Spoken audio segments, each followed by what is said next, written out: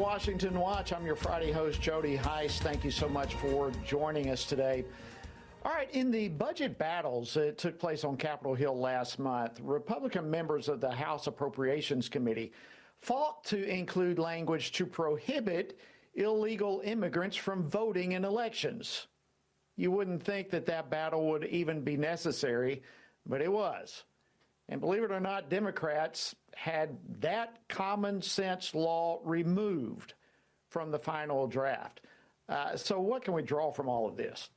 And how can we make out the end of it all in terms of what the left looks at as it relates to election integrity? Well, joining me now to discuss this is Congressman Andrew Clyde. He serves on that House Appropriations Committee, and he represents the 9th Congressional District of Georgia. Congressman Clyde, welcome back to Washington Watch. Great to see you. Thank you, Jody. Great to be with you, as always. Well, listen, it's tactics like this from the left, the ones that you saw there on the Appropriations Committee during all the budget battles, Democrats pushing for illegal immigrants to vote. It's stuff like that, quite frankly, that motivated me to write the book that we've talked about off and on all week, Sacred Trust. Election integrity is critical. And when you have Democrats voting, fighting in behalf of illegals to vote, that's just, that could impact our entire republic. Give me your thoughts on that. Absolutely, it could, Jody. In fact, I love the name of your book, and I'm glad that you mentioned it, Sacred Trust, because that is exactly what we, the people, give our government, and that is the sacred trust that elections will be free and fair, and that it will be one vote, one person, one vote, there will not be cheating in there. But the Democrats don't care about that. That's one of the reasons that I believe that they stripped that amendment from the appropriations bill. They also stripped the amendment in the Commerce Science Justice bill that said that only citizens would be counted in the apportionment of congressional seats, which is also an integrity issue. How can you have illegals being counted in the determination of how many congressional seats each state gets? So, those two issues are very, very closely linked together. But election integrity is truly the number one issue that we have to protect. It certainly is one of the top ones to me, Congressman Clyde. I couldn't agree with you more. And fortunately, in our home state, you and I both are from Georgia, there's been some significant effort coming from the state legislature in Georgia trying to bolster election integrity efforts.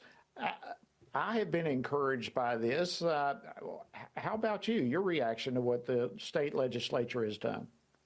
Well, after the 2020 election, when the state passed SB 202, which greatly improved election integrity, and then this particular term that I believe there are 3 bills out there right now awaiting the governor's signature, and he needs to sign them, in my opinion. But these bills will absolutely further increase the integrity of elections here in Georgia, because it is so absolutely critical that we make it easier to vote and harder to cheat. And as we have seen, cheating has happened here in Georgia, and that's got to stop. That has to be what one of the main focuses of our government here is to ensure that we have this kind of integrity.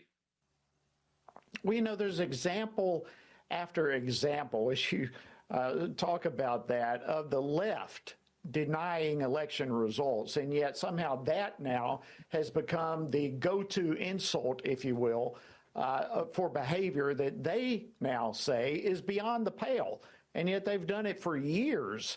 Why do you think this shift, even from the Democrats, to now attack anyone who questions or has a problem with what happened in an election?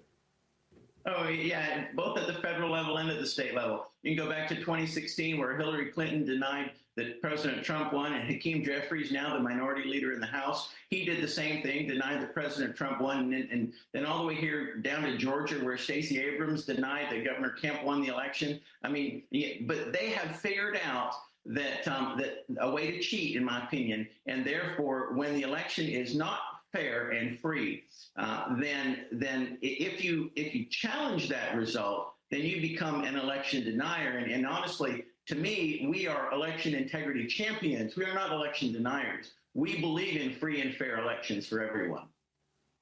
Yeah, it looks to me like it's all just a big effort to discourage conservatives from even participating in the electoral process because they're going to be harassed if they see anything that's alarming and bring it to light. You know, just this week we saw this fully on display through how the left targeted Jeff Clark, an attorney of former President Trump, simply for doing his job for a client. In fact, let me play a clip here. This is what Harry McDougal, Clark's attorney, said during a disciplinary proceeding in D.C.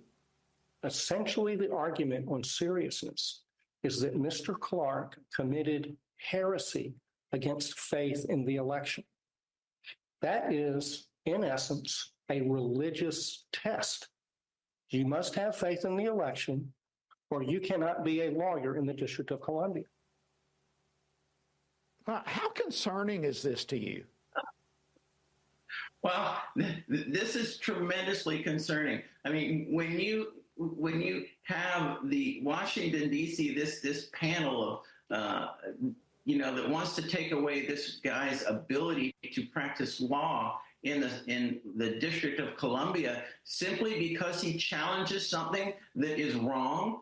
I mean, it's astounding, but that's the city of Washington, D.C. That is how liberal and left they have gone, and which is why we need to clean up the city of Washington, D.C.